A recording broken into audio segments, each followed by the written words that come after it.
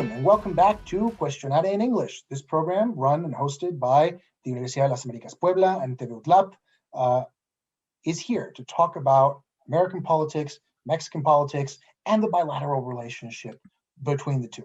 I am Dr. Sam Stone, a professor of law at the Universidad de las Américas Puebla, and I'm joined today, as we are in every episode, by our alumna, Valeria Cotulenc, graduate of the International Relations major, and our student, Toño Montes, who is studying both IR and political science. Welcome back, everybody.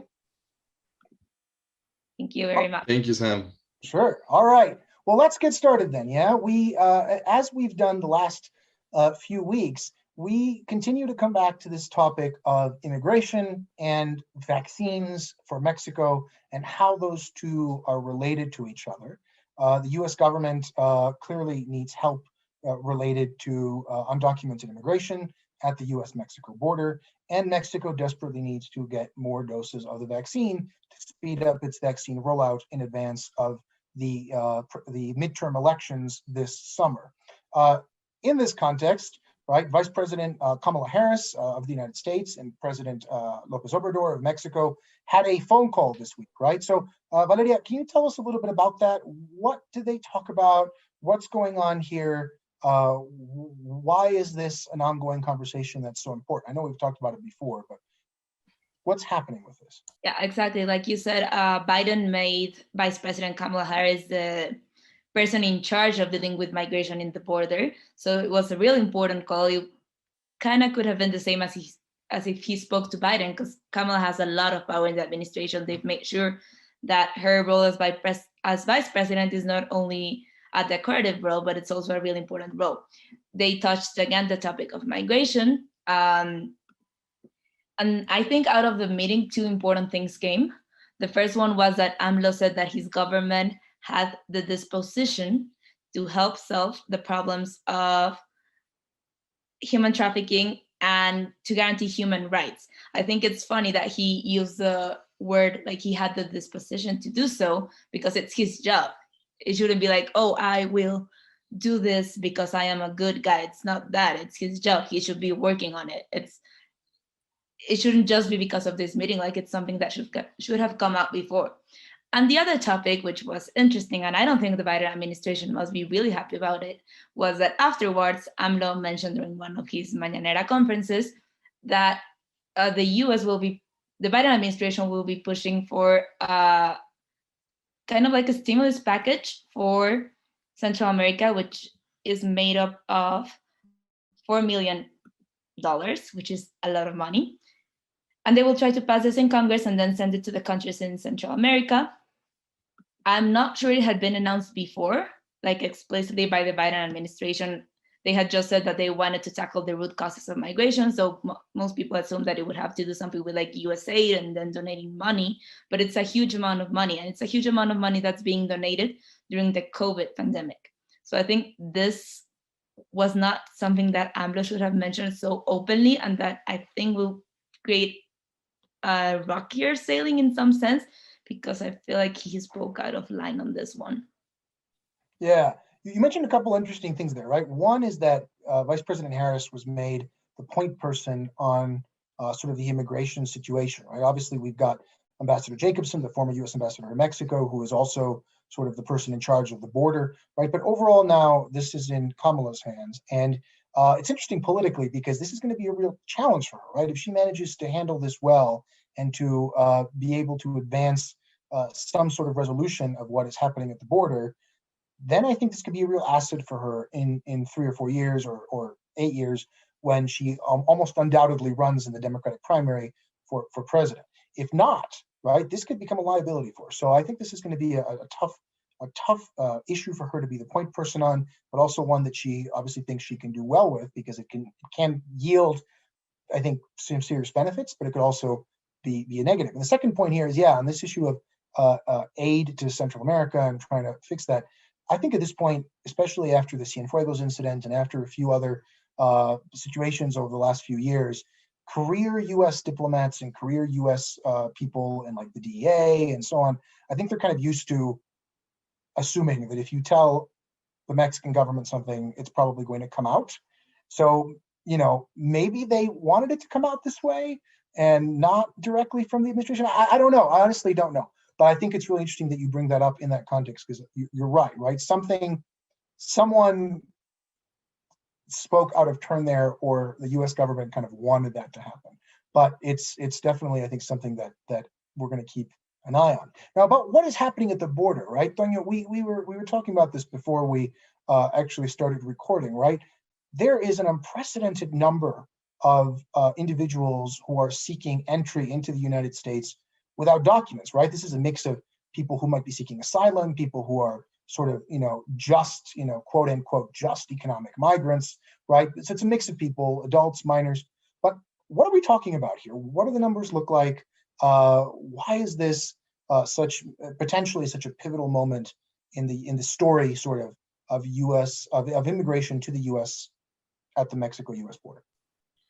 Yes, thank you, Doctor, for yielding me this topic. I just wanted to comment first regarding what Valeria said about this security relation, that probably 2 or 3 weeks ago, the head of the NORTHCOM, the Northern Command of Security of the United States, said that in Mexico there were some zones that were controlled by the drug dealers, and there were happening lots of human rights violations within the Mexican territory. To what President López Obrador responded pretty angry at the U.S. government, claiming that Mexico does not interfere with the human rights violation in the United States, so the U.S. should not interfere with the human rights violation in Mexico. So the bilateral relation, once again, is kind of tense in that matter. And we have to also add up the thing that you just said, Doctor, the situation with migration that is, I would like to say, historically out of control, because last month in March 2021, the Border Patrol of the United States Department of Homeland Security reported 171,000 people trying to illegally enter the United States, which is a number that we have never seen such happening. Even at the Donald Trump's administration, more hard or critical moments regarding migration. Let's remember this famous Via Crucis or Caravana Migrante in 2019, this migrant wave that started from Central America and wanted to enter the United States. At that time, we were 144,000 people. So this is around 30,000 people more than in the Donald Trump's most critical year regarding the situation in the southern border. So I think we have to assess the situation, seeing what both countries need at the moment. So we know that Mexico desperately needs vaccine, needs COVID-19 vaccines to fully vaccinate their population, probably not this year, but the following year, 2022. And the United States needs Mexico to act regarding the control of Mexico's southern border and the United States southern border, which is Mexico's northern border. So the thing is that Biden administration does not want to repeat the actions taken by Trump's administration, because that will be considered as a failure for their administration, exercising the same practices that they condemn strongly in their campaigns in 2020. Probably within the party, there will be some critiques if they start taking the Donald Trump's pathway, if we have to name it some point. But the thing is that the United States does not have a lot of short-term solutions regarding this situation. The people will still be coming, and they will still be coming to the United States border, just because Joe Biden said at some point that he will not be that hard on migrants, and they believe that speech, and they interpreted it as if he was saying that the borders were open in some way, shape, or form, which is not entirely true. In fact, he said, I think a month ago, that he was not encouraging migrants to go to the United States. He was encouraging them to stay at their home country. So we can see the situation is getting crazier and crazier at the time as we're speaking. Yeah, right. I mean, on the one hand, this is a long-term issue, right? This has been undocumented immigration in the U.S. has been picking up very quickly since the 1980s, really in the 1990s, right? This is also been there for a long time. But the number that you mentioned for March of 2021, right? It is an all-time high. It looks like, and it's definitely a peak in this crisis. So, for me, I've been in and around U.S. politics, following U.S. politics now for about 15 years. And during that entire time, immigration has been one of the top topics, at least at different points in time. But yeah, right, we are definitely seeing one of these peaks. What this also reflects is what you said, the US has no short-term solutions for this. It also doesn't really have any long-term solutions right now, right? The last 4 administrations have all tried to pass comprehensive immigration reform. None of them have been able to. The last massive immigration bill that was approved was in the Ronald Reagan administration. Right? So it's been a while, and the US really needs to do more to fix that.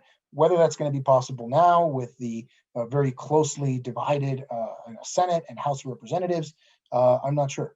But it's definitely something we will keep looking at. Now, we said, right, Tanya, you said that this is basically the biggest issue for the US in relation to Mexico right now, is this sort of immediate crisis.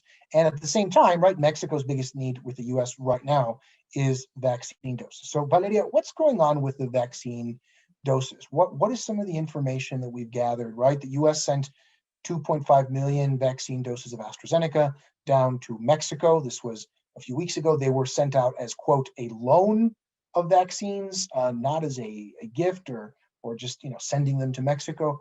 So what's happening with that? Is Mexico going to get more vaccines from the US? If so, when? What do we know? It's a mess. I think that's the one word to describe it. Just for some context for our viewers here, Mexico so far in the 3 months that it has been vaccinating people, it has only fully vaccinated like with 2 doses, 1.03% of the vaccination, like only 1 million people have been vaccinated, and it's crazy. Mexico got left behind in ordering these doses. Like you said, we had to rely on the US sending us some doses. Allegedly, we are supposed to receive at the end of April, the beginning of May, some vaccines from the COVAX mechanism, which will also be AstraZeneca, but this one will not be produced in the US. They are the ones that are produced in India and in the European Union. So we will still be receiving AstraZeneca. We will continue to vaccinate people here with AstraZeneca, but I think the last vaccine has been approved here in Mexico, given the recent statements.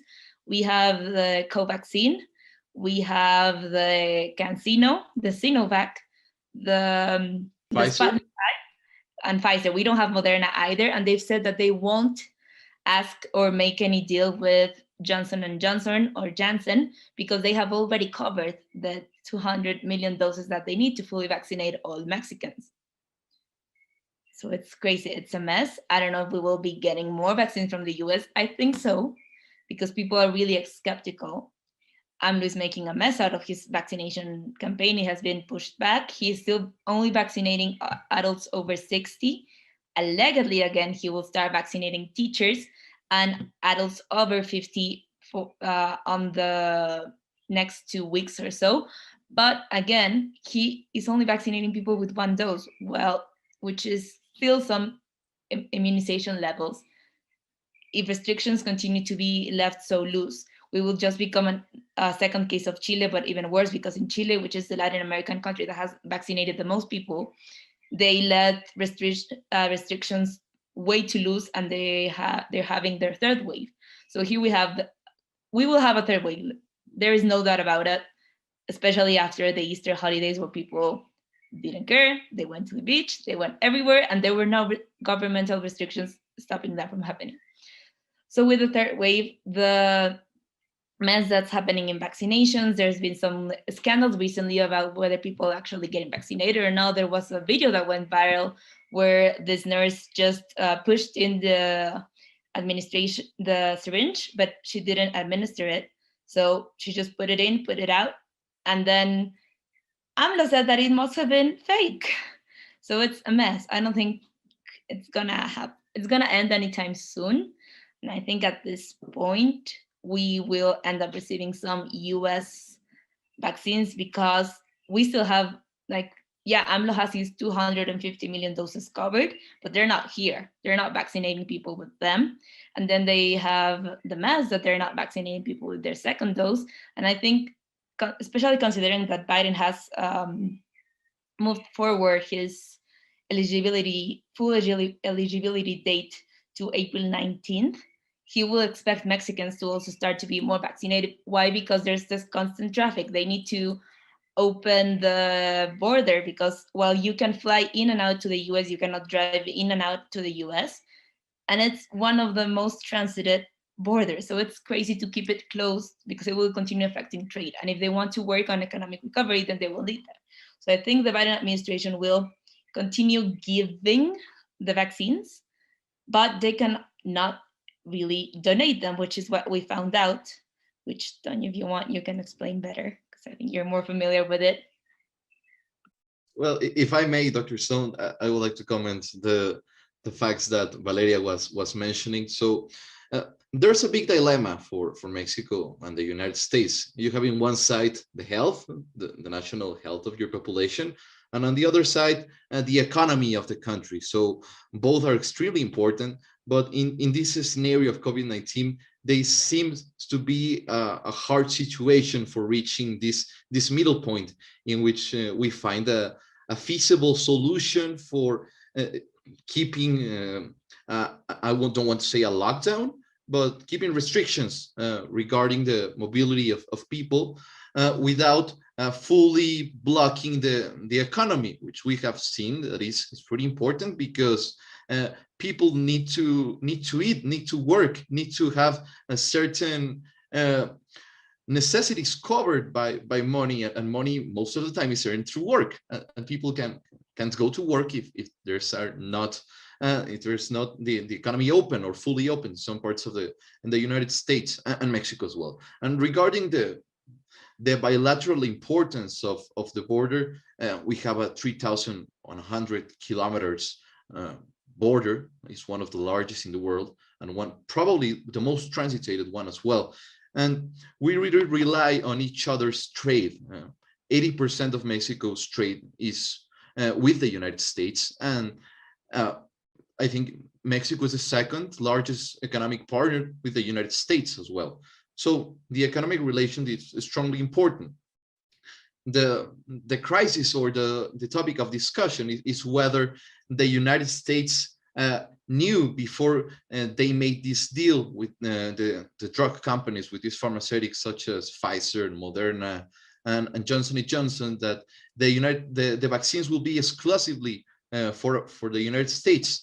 They managed to legally interpret that lending is not given away, because they will be paid back at some point. We don't know when we are paying back those vaccines, 2025, 2026, we don't know, but at some point we will have to pay them.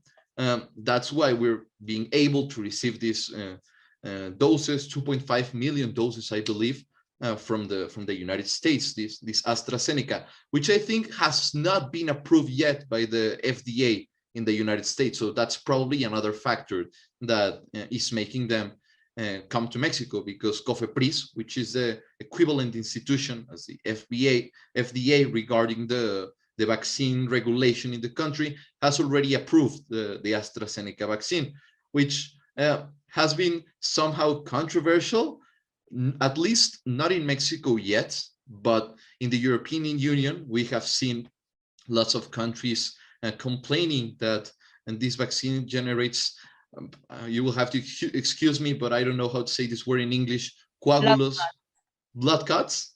Clots. Blood clots. C-L-O-T-S.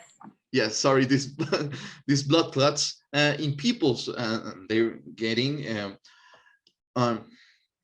irreversible damage in their bodies. So there has been some European countries that have suspended the administration of this vaccine, which is the first or the most used one in the European Union, and also a one that has been strongly used in Mexico.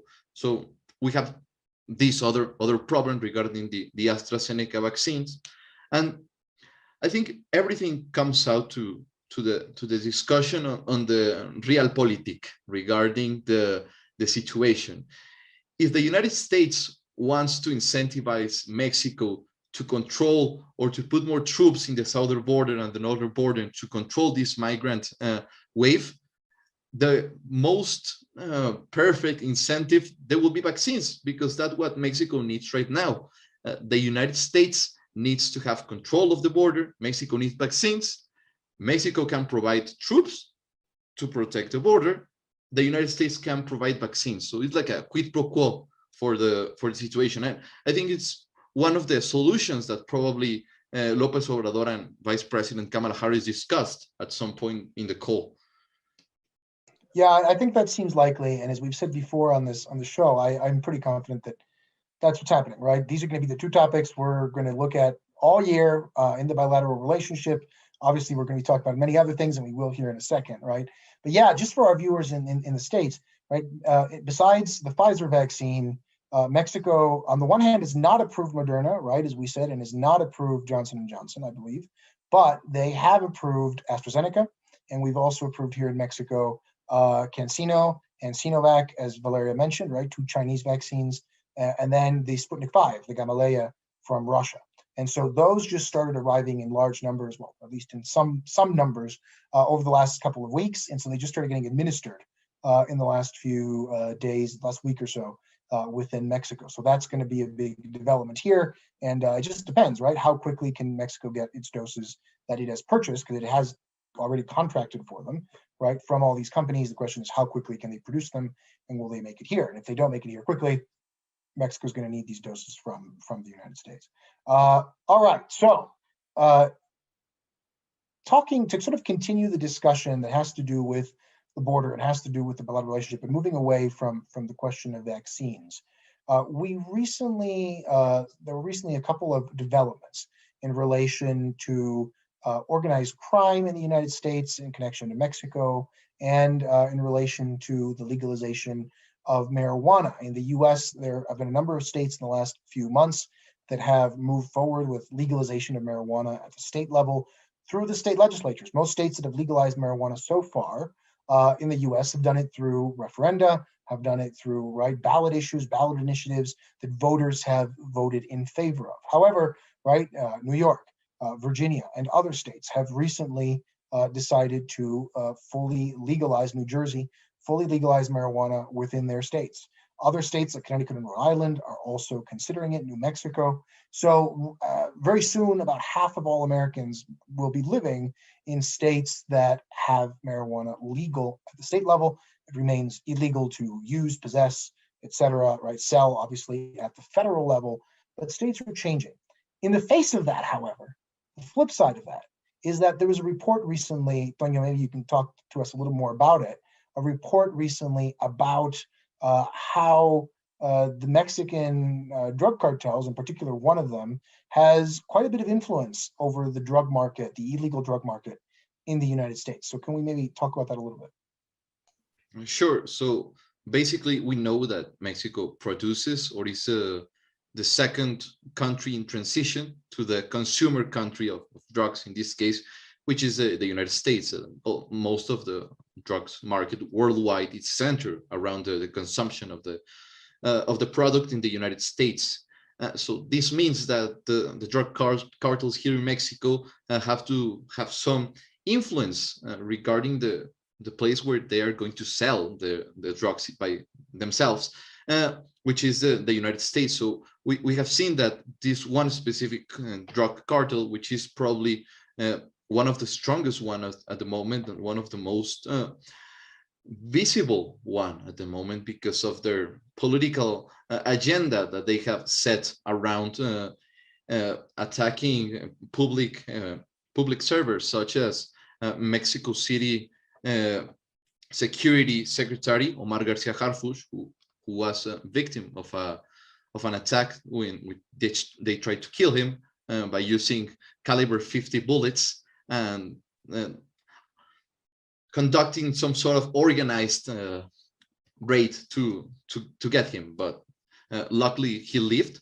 But the thing is that this Cartel Jalisco Nueva Generación is having a strong presence and is already at the red lights of all the security agencies also in the United States. We know that one of the most wanted people in the world, is the leader of this cartel, Nemesio Oseguera. We know him here as El Mencho, and he's the leader of this drug cartel, which has control over plenty of states of Mexico, including my home state, Michoacán, but also the neighbor state, Jalisco, Colima, Nayarit, parts of Mexico City, Estado de Mexico. So there's a huge presence of this drug cartel in Mexico.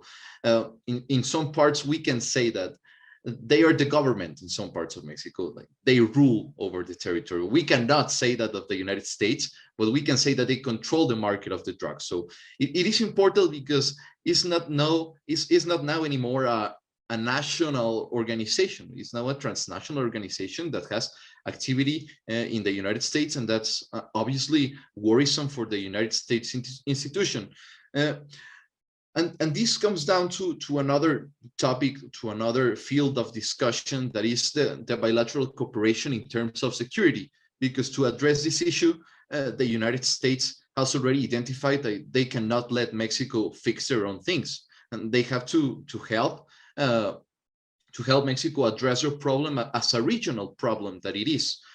The thing is that the United States agencies are skeptical to work with the Mexico's drug law enforcement agencies, such as used to be the Policía Federal, which is now the National Guard, and also the military. But there's one institution that they're pretty confident with, which is the Marines, the Navy of Mexico.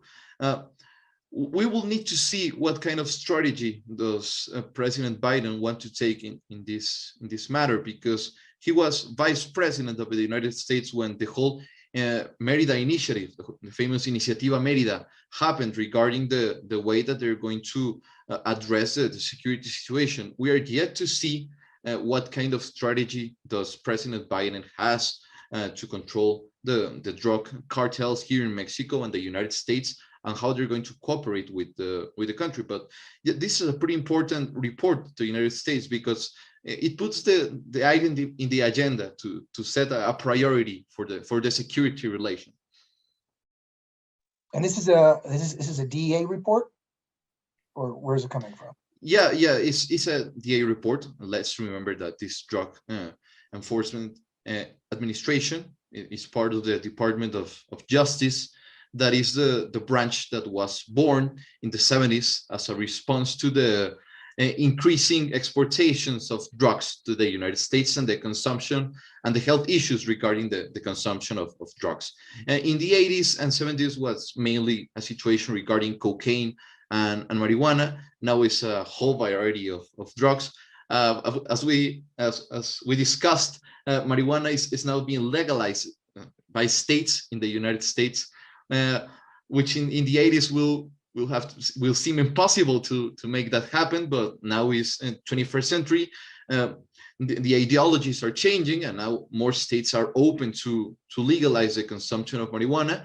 Even here in Mexico, we have the law. We have our prepared law is in the Senate hands, so it's a matter to Mexican senators to decide if marijuana becomes federally legal in Mexico. That's not the case in the United States. It's becoming legal, but by state legislators. So just by state law, there's no federal law in the United States that legalizes the use and consumption of marijuana.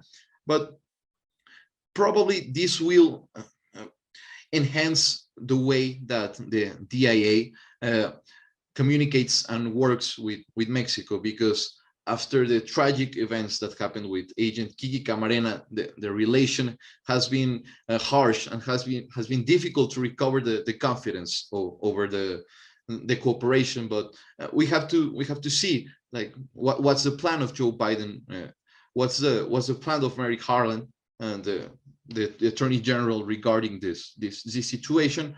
How is this going to influencing the way that Mexico is dealing with this structural problem right now? Yeah, right. There have been a number of these murders of American officials in Mexico. Kiki Camarena back right in the 1980s, if I remember correctly, and then in 2010, I believe, there was Agent Jaime Zapata, who worked with a different agency. I think it was Customs and Border Patrol, but he was within Mexico, and he was assassinated by the Zetas cartel on the road between Mexico City and San Luis Potosi. So there have been a number of these things, situations that make it harder, I think, for the U.S. to work together. About the legalization, by the way, just to note, right, there is a lot of pressure, right, in the U.S. As we know, there's no bill, I don't think, at least not one that's being actively debated before Congress, but a lot of progressive Democrats want there to be a federal legalization of marijuana in the United States, at the very least, decriminalization.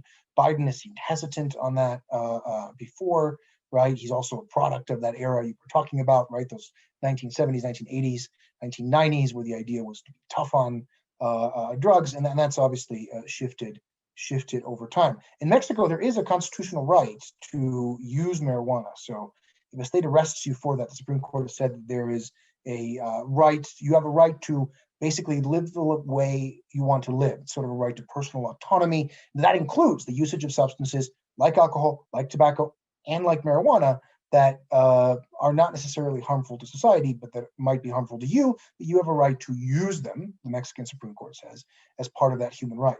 But the government still detains you for marijuana use, for marijuana consumption, for the sale of marijuana. And so a federal legalization law would be great.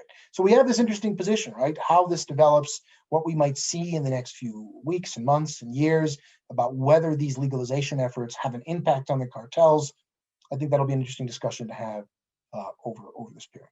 All right, one final topic we wanted to get to, and it's the idea of vaccine passports. This is something we've been hearing a lot about over the last few weeks, and I think we'll be hearing quite a bit about over the next few months, both in the U.S. And everywhere else across the world, at least in the developed world, right? So what are we talking about, Valeria, when we talk about vaccine passports? What are they, and then why might they be good, and why might there be opposition to them? Well, they're quite a controversial topic, as you mentioned. Basically, it's in the form of ID where you state that you've been vaccinated against COVID, and then that would allow you to do a certain number of activities that you cannot do now because it involves large crowds. There's initiatives to do so in the US, and then there's initiatives to do so in the UK and in Europe. What sets them apart is that the one in the US is where it's being the most controversial because, as we know, Americans are all about their freedom, and some argue that this goes against freedom because it would restrict them from moving places, and then it could restrict them from accessing certain businesses or certain activities. We have the case of Governor Ron DeSantis from Florida that has banned the creation of this COVID passport because he says that it violates the rights, so he wouldn't be for it. But then within the same state, the NBA's Miami Heat wants to actually have vaccine passports as this kind of ID to enter the games. So it's going to be a huge controversy and deal because of this. Whereas the state might say, hey, you cannot have a vaccine passport, private businesses are entitled to say, hey, if you want to board my plane, if you want to board my cruise, if you want to attend a concert, if you want to attend this with lots of other people, then you need to be vaccinated. And this is, as we say, creating a lot of issues. We have this, especially regarding cruises, which I think is one of the biggest hit industries due to the pandemic. They're starting to do vaccinated cruises in Israel. And currently I think it's Royal Caribbean that's suing the CDC to allow them to start doing cruises without having to vaccinate all people because not all people want to get vaccinated. So it's a huge deal between this and that. And then the biggest point that I was saying before between the difference of how it's being done in the US and then in the EU and the UK is that in the UK and EU, it's mostly touted as a government initiative. So the government would be the one doing it. And the EU has not discussed just a COVID passport. It would be more like a COVID passport, actually. Sorry. You would just have to scan like a QR code, and then you could store your negative test there, and then you could say if you've been vaccinated there to allow people to move freely. Because again, within the European Union, people are allowed to move freely because of the Schengen zone. And in the US, it's being given to private tech companies, which is a huge deal considering all the scandals with data companies and techs in the US, especially considering the mess that was Cambridge Analytica. And it's also been a big topic because while the government has said that they're not open to doing so, there's evidence that they've also started working with these companies to test how that would work. So citizens are protesting against it, the same way they're protesting against getting vaccinated, because not everyone in the US wants to get vaccinated. Yeah, it's definitely going to be a complex topic over the next, at least this year, probably into the future, as long as we don't reach herd immunity in the United States or in Mexico or anywhere else, right? You're going to want these, and even if you do, but I think a lot of people are going to want these vaccine passports. And it's going to be, I think, a wedge issue that Republicans will try to use in the United States to paint Democrats as sort of these overreaching, anti-freedom people, right? Because they see it as an infringement on your freedom. Well, of course, the private businesses, as you said, exactly right. Private businesses can ask for what they want, right? Before we began filming, you mentioned a video that went viral, right, of a woman who went into a bank branch in Texas, I believe, no mask.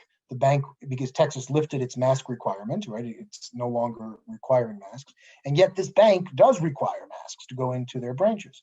And this video went viral because she was yelling at a policeman who was asking her to leave the premises because she wasn't wearing a mask, and she keeps insisting it was her freedom and the state didn't require masks, but the business does, right? So unless states want to start passing laws limiting what people can do with their private property, which is not something that Republicans, at least in theory, would be in favor of, right? You're going to be dealing with many businesses across the country, including in Republican states, that are going to want to have something, right? It's interesting, by the way, that it's the Miami Heat. I'm not sure if other sports besides basketball are looking for this, right? But basketball tends to be the most progressive of the three big sports in the United States. The audience, right? The audience for basketball tends to be much more progressive than the audience for football or for baseball. So I'm not sure if that has anything to do with it, but just something to keep in mind. All right. I think we're going to leave that here for today. Valeria, Toño, thank you so much for being here with us and discussing all of these important topics. We're going to keep on top of it. We'll also start hopefully bringing in some guests in the next few weeks so that we have even more of a sort of diverse opinion on the show. But again, the whole purpose of this is to keep everybody informed what's going on in the US a little bit, what's going on in Mexico, and how they work together, right? So many of us, myself included, right, have strong ties, family, I know financial ties to both countries and have a stake in the future of both countries. And so part of the idea of this is to make sure that we can be continuously talking about it, developing it, and giving you the perspective of folks who have experience on both sides of the border. So on behalf of the Universidad de las Américas Puebla and TV UDLAP, we thank you for being with us today. Remember to check out TV UDLAP's Facebook page. There are often programs like this on many, many different topics that you might be interested in. And well, just make sure to follow us. Every Monday, we will be having this program. Thank you very much. Have a good evening.